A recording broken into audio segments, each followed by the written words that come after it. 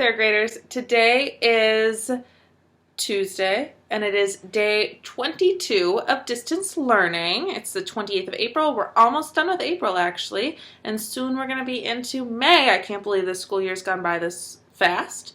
Today, William here is going to be joining us.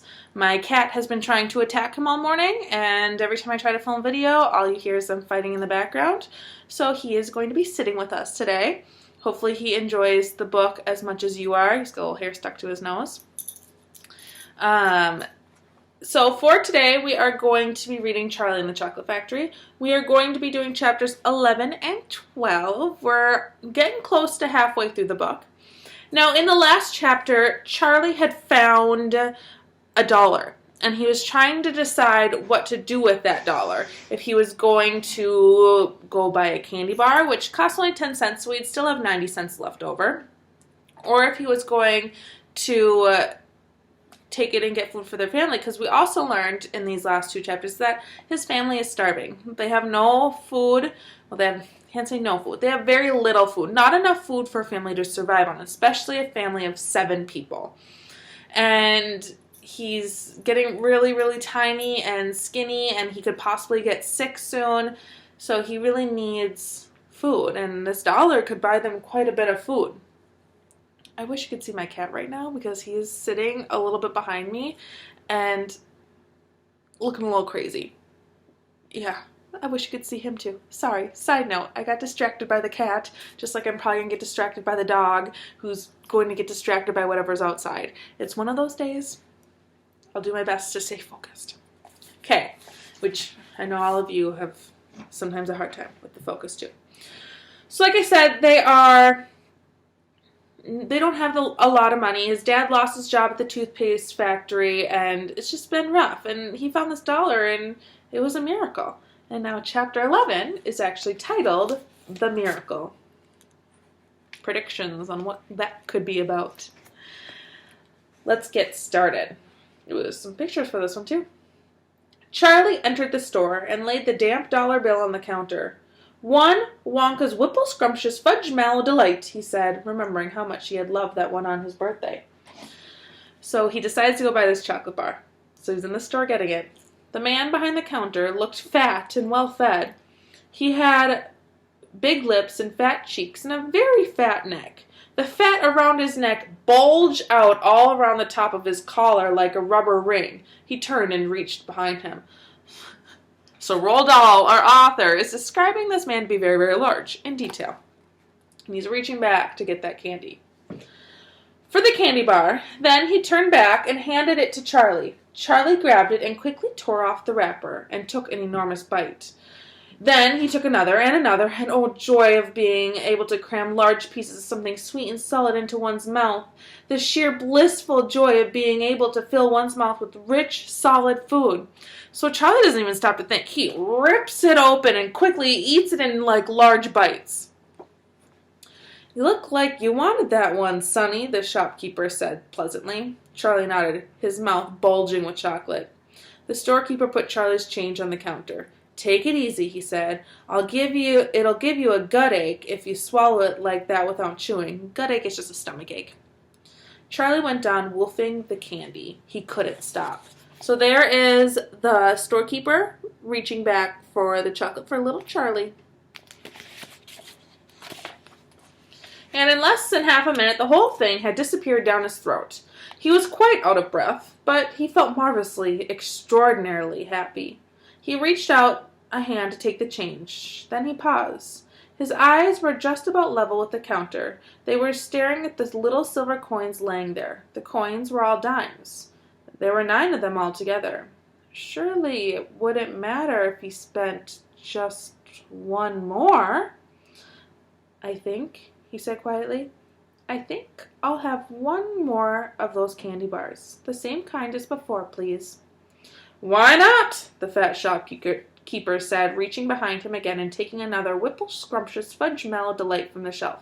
He laid it on the counter. Charlie picked it up and tore off the wrapper. And suddenly, from underneath the wrapper, there came a brilliant flash of gold.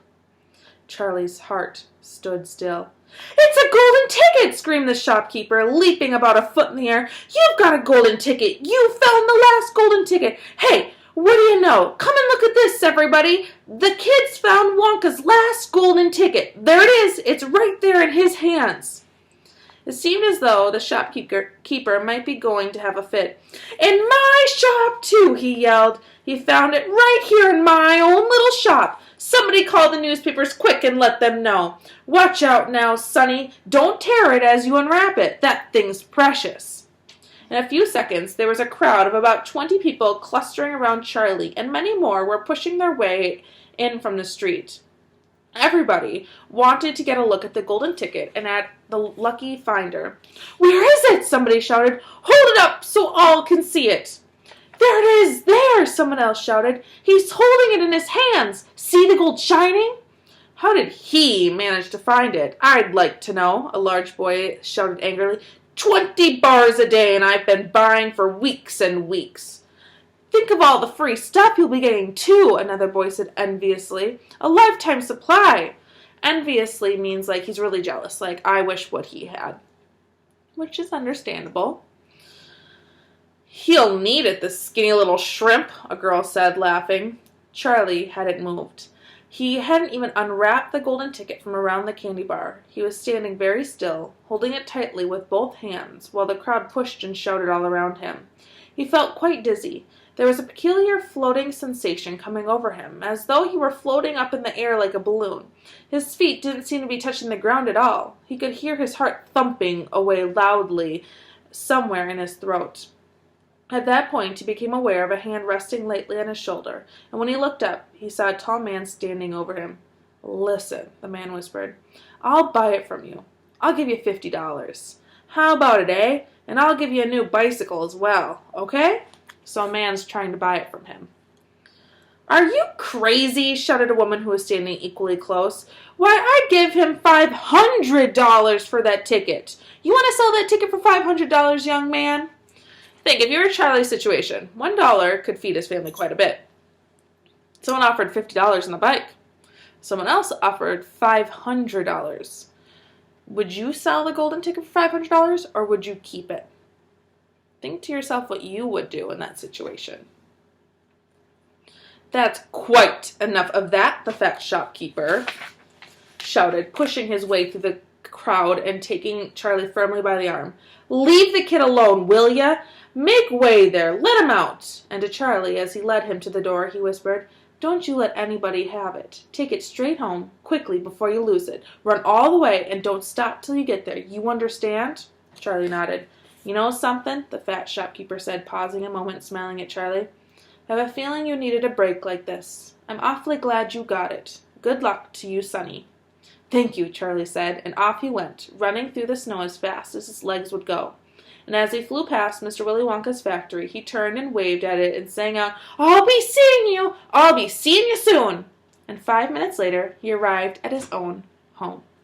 So Charlie got the golden ticket. Some people tried to get it from him by buying it. But the shopkeeper's like, you need to run home, be very safe, and get it there as quickly as you can, because he's worried that someone else might approach him, and he wants to protect little Charlie Bucket. Chapter 12. What it said on the golden ticket. Charlie burst through the front door shouting, "Mother! Mother! Mother!" Mrs. Bucket was in the old grandparents' room serving them their evening soup. "Mother!" yelled Charlie, rushing in on them like a hurricane. "Look! I've got it! Look, Mother, look! The last golden ticket! It's mine! I found some money in the street and I bought 2 candy bars, and the second one had the golden ticket. And there were crowds of people all around me wanting to see it, and the shopkeeper rescued me, and I ran all the way home, and here I am. It's the 5th golden ticket, Mother, and I've found it." Mrs. Bucket simply stood and stared, while the 4 old grandparents, who were sitting up in the bed balancing bowls of soup on their laps, all dropped their spoons with a clatter and froze against their window. For about 10 seconds, there was absolute silence in the room. Nobody dared to speak or move. It was a magic moment. Then, very softly, Grandpa Joe said, "You're pulling our legs, Charlie, aren't you? You're having a little joke." "I am not!" cried Charlie, rushing up to the bed and holding out the large and beautiful golden ticket for him to see. Grandpa Joe leaned forward and took a close look his nose almost touching the ticket. The others watched him, waiting for the verdict. Then, very slowly, with a slow and marvelous grin spreading all over his face, Grandpa Joe lifted his head and looked straight at Charlie. The color was rushing to his cheeks, and his eyes were wide open, shining with joy, and in the center of each eye, right in the very center, in the black pupil, a little spark of wild excitement was slowly dancing. Then the old man took a deep breath, and suddenly, with no warning whatsoever, an explosion seemed to take inside of him. He threw his arms up in the air and yelled, "Yippee!"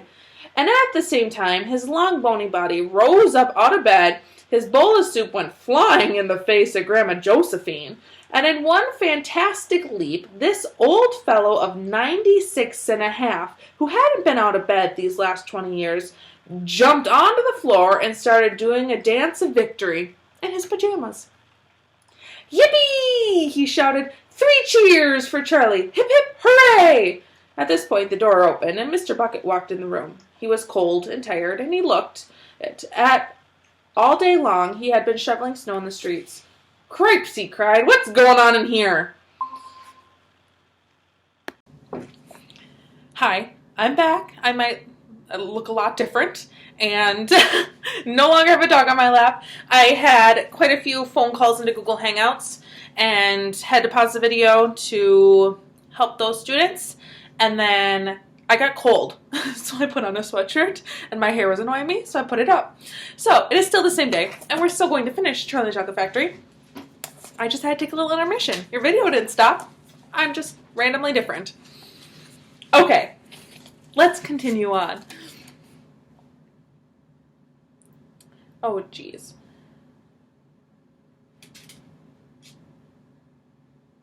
"What is going on in here?" his dad had said. It didn't take them long to tell him what had happened. "I don't believe it," he said. "It's not possible." "Show him the ticket," Charlie shouted Grandpa Joe, who was still dancing around the floor like a dervish in his striped pajamas. "Show your father the 5th and last golden ticket in the world." "Let me see it, Charlie," Mr. Bucket said, collapsing into a chair and holding out his hand. Charlie came forward with the precious document. It was a very beautiful thing, this golden ticket, having been made, so it seemed, from a sheet of pure gold hammered out almost to the thinnest of papers. On one side of it, printed by some clever method in jet black letters, was the invitation itself, from Mr. Wonka. "Read it out loud," said Grandpa Joe, climbing back into bed again. "Let's hear exactly what it says." Here's Grandpa Joe. So he's like going crazy. Here's Grandpa Joe. He's leaping out of bed. He hasn't been out of bed in 20 years. And he leaps out. He's dancing around going, "Yippee!" So there he is. And there's Charlie probably going like, "What is going on?" Mr. Bucket held the lovely ticket up close to his eyes. His hands were trembling slightly, so they're shaking a little. And he seemed to be overcome by the whole business. He took several deep breaths, then he cleared his throat and said, "All right, I'll read it. Here we go. Greetings to you, the lucky finder of this golden ticket from Mr. Willy Wonka. I shake you warmly by the hand. Tremendous things are in store for you. Many wonderful surprises await you. For now, I do invite you to come to my factory and be my guest for 1 whole day. You and all the others who are lucky enough to find my golden tickets. I, Willy Wonka, will conduct you around the factory myself, showing you everything that there is to see, and afterwards, when it is time to leave, you will be escorted home by a procession of large trucks. These trucks, I can promise you, will be loaded with enough delicious edibles to last you and your entire household for many years. If at any time thereafter you should run out of supplies, you have only to come back to the factory and show this golden ticket, and I shall be happy to refill your cupboard with whatever you want. In this way, you will be able to keep yourself supplied with tasty morsels for the rest of your life. But this is by no means the most exciting thing that will happen the day your visit. I am preparing other surprises that are even more marvelous and more fantastic for you and for all my beloved golden ticket holders. Mystic and marvelous surprises that will entrance, delight, intrigue, astonish, and perplex you beyond measure. In your wildest dreams, you could not imagine that such things could happen to you. Just wait and see. And now, here are your instructions. The day I have chosen for the visit of this first is the first day of the month in February. On this day, and no other, you should come to the factory gates at 10 o'clock sharp in the morning. Don't be late.